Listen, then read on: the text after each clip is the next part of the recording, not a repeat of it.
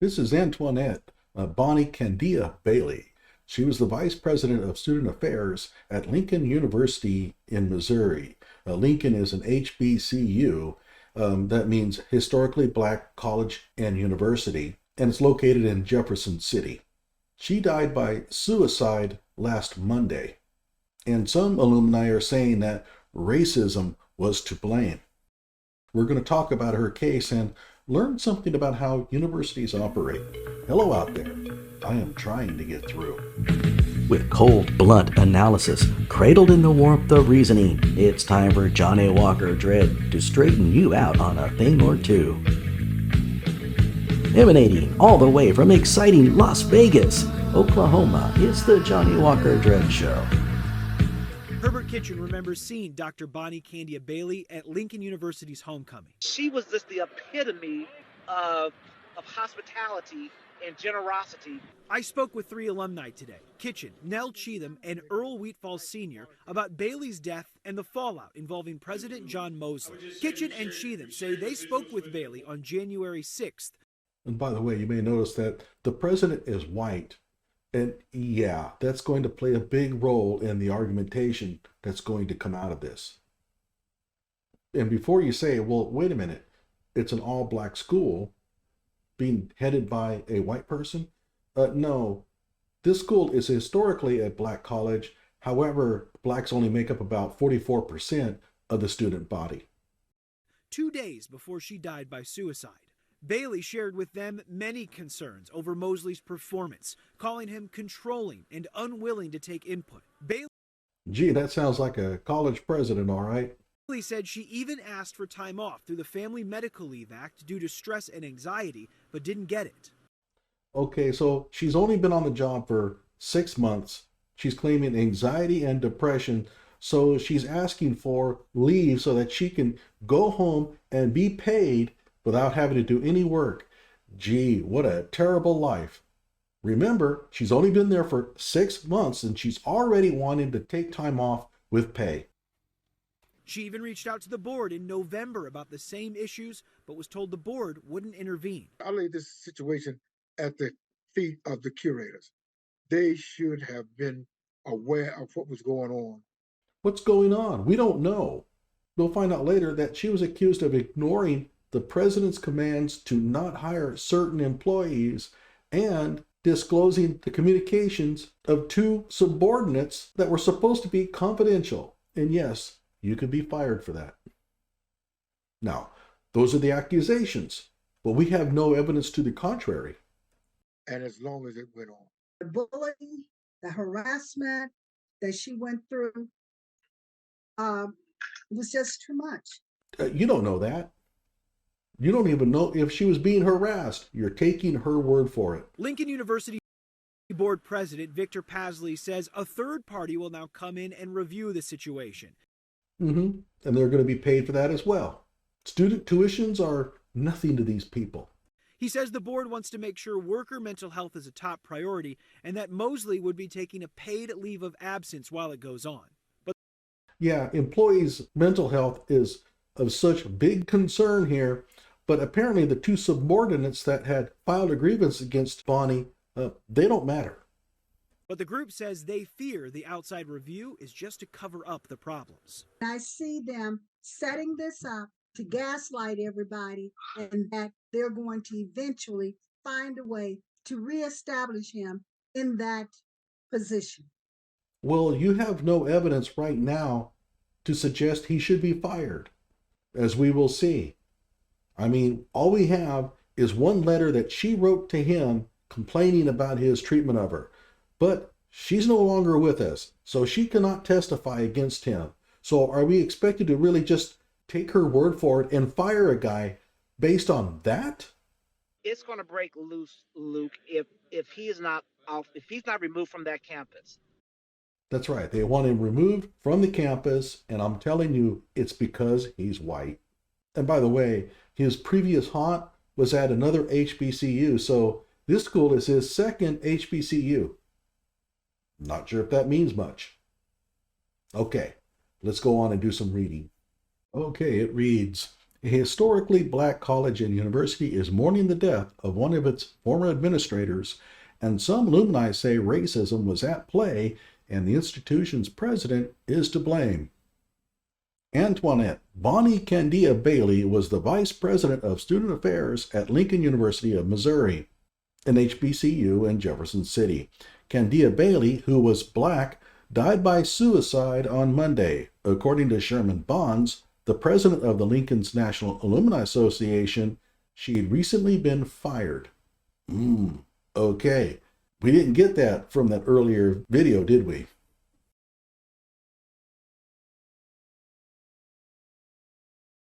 Now, the university's Board of Curators, its governing body, is conducting a review of its president, John B. Moseley. Moseley, who's white, has volunteered to be placed on paid administrative leave while that review is conducted. Yeah, I bet he volunteered wholeheartedly. The board plans to hire a third-party expert to do the probe, so we get to spend even more money. As a board, we are committed to make certain the mental health of Lincoln University employees is a priority, and that every employee is always treated with dignity and respect, unless it's President Moseley. The board has confidence in the leadership team we have at Lincoln. But as we all work together to serve students and the Lincoln University community, this review will fully examine important questions, concerns, and gather facts. Dr. Moseley agrees those issues should be examined and has volunteered to go on leave during the review so that it can move forward in a fully independent way. By the way, Dr. Moseley's previous haunt was also another HBCU. So this is his second employment at an HBCU.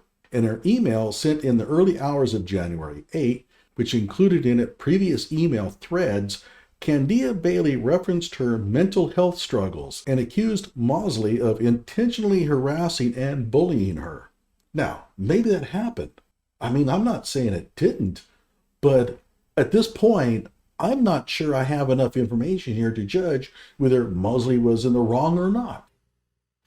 Candia-Bailey, a Lincoln alumna who joined the university last May, described scenarios in which she was set up to fail as an administrator. And this is what she said. "You had no intention of retaining me as the vice president of student affairs. Well, we'll see why here in a little bit. It went downhill after the FMLA and ADA documents were submitted due to my severe depression and anxiety. I requested to be removed under your leadership and from the President's Advisory Council, as this was causing significant attacks. This is all documented and email sent. And no, you can't just decide to report to somebody else. When you were hired as Vice President of Academic Affairs, you report to the President. And you can't report to somebody else just because you're undergoing anxiety and depression." The email says she received a 36 out of 100 on a November 2023 professional evaluation, despite regularly working after hours, has no bearing on anything, and not receiving examples of why her marks were so low. Well, okay, she might have a complaint there. If such feedback is normal, maybe it's not. I have no idea. I would want to find out before I judge. Candia-Bailey's aunt, LaDonna Candia Flanagan, confirmed in an email to USA Today Friday that the cause of death was suicide, and that does not make it factual. How did a coroner rule it? I mean, I trust nobody. And you shouldn't either. You have to be skeptical about everything. It might not have been suicide. Maybe she died from a drug overdose. It can happen. Sure, she might have taken too many anti-anxiety pills as an accident, although I guess that would be categorized as a suicide. Dunno. The university and Moseley did not immediately respond to USA Today's request for comment on Friday. And I know what Moseley's doing here. It is a serious mistake. He's going to listen to his lawyers and they're going to tell him, do not respond. Oh, really? So in the meantime, the world is going to take Moseley's name and drag him through the mud. They're going to ruin his reputation. They're going to make up all kinds of crap about him, and the lawyers will tell him, now don't comment on it. Just say, I have nothing to share on this. I have told you many times, Lawyers don't care about your reputation. They're only protecting the university. Suppose that he gets death threats and he goes to the lawyers, hey, I'm getting death threats from this no comment crap. And they're going to say, so we're not getting death threats. So that sounds like your problem, not ours. Lawyers are not your friends. In a Facebook post Thursday, the university offered a brief tribute to Candia-Bailey and offered its condolences to the family. Okay. She was a gifted colleague and always a passionate advocate for Lincoln University. She'd only been there for 6 months. HBCUs and other causes in which she believed. The Lincoln and broader HBCU communities are reverberating with testimonials about the positive impact of Candia-Bailey had, with many highlighting the racial dynamics at play. Yeah, you see what's going on here? Social media posts with the hashtag #FireMoseley. What did I tell you about the lawyers? They're not going to care about that. And Justice for Bonnie questioned why a white man oversees a black college and described the mistreatment Candia-Bailey allegedly endured as a black woman. It's not a black college. Black students are in the minority. Although it's a pretty good sizable minority. It's 44%. Okay, so let's skip down. Okay, so as far as I can tell, this is the only evidence that we have of harassment. In her letter to Moseley, Candia-Bailey recalled an apparent meeting between the two. I couldn't even finish the meeting because you didn't hear me. So you weren't listening to me. I left in tears. You intentionally harassed and bullied me and got satisfaction from sitting back to determine how you would ensure I failed as an employee and proud alumna. And there is nothing here. She doesn't disclose what he said to her, how he treated her, or anything. I'm not saying that he treated her well. I just don't know.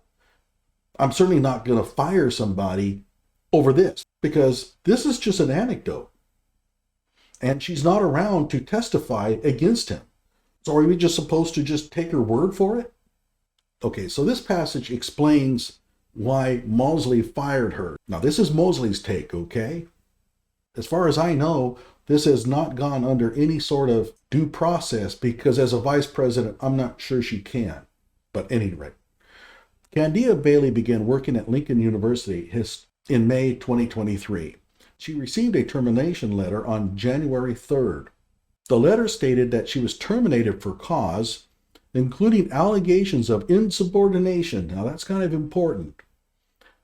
In allowing an ineligible student to work, allowing ineligible students to obtain a discounted housing rate, and failing to adhere to confidentiality requirements in a grievance matter filed by two of her subordinates. And yes, you can fire somebody for that.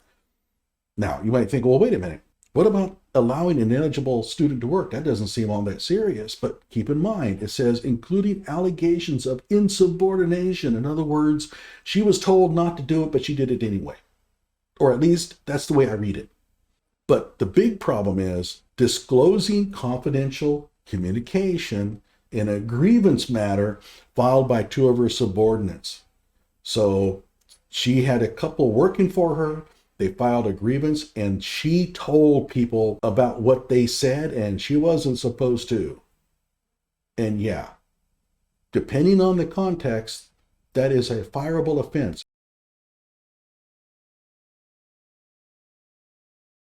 I don't know what happened. Now keep in mind, nobody here is speaking out in favor of the two people that were working for her who had their complaints aired publicly. Okay, let's take a look at something else. So this is an article in Forbes. I will link it in the description below. It says here, despite being equally or more qualified, we have to work 2 to 3 times harder. And by we, this writer is talking about black females in education, to get promoted from assistant professor to associate professor to professor. We are less likely to be funded because of our research interest. Well, maybe do different kinds of research. That could be a good thing to do, and you spoil their evil plot. We saw that with Dr. Ritchie's dissertation.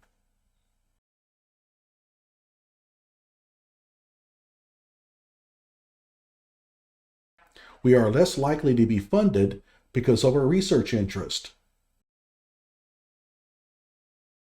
And this impacts our ability to be promoted. We also have to mentor minority students. Oh man, those damned minority students, we have to mentor them. She's complaining that they have to mentor minority students. And do additional DEIA work. Oh, this is terrible. Oh, you mean the DEIA that you've been pushing, making universities adopt? You're pissed off because you have duties associated with that DEI? I mean, you can't make this up. They're the ones that push hardest for the DEI offices. We got to have DEI, DEI. And then they don't want to do any work for the DEI program. They complain that it hurts their ability to get promoted.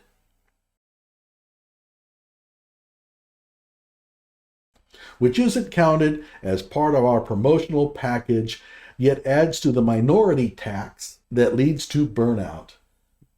In truth, all these other little activities that you volunteer for, you don't have to do them.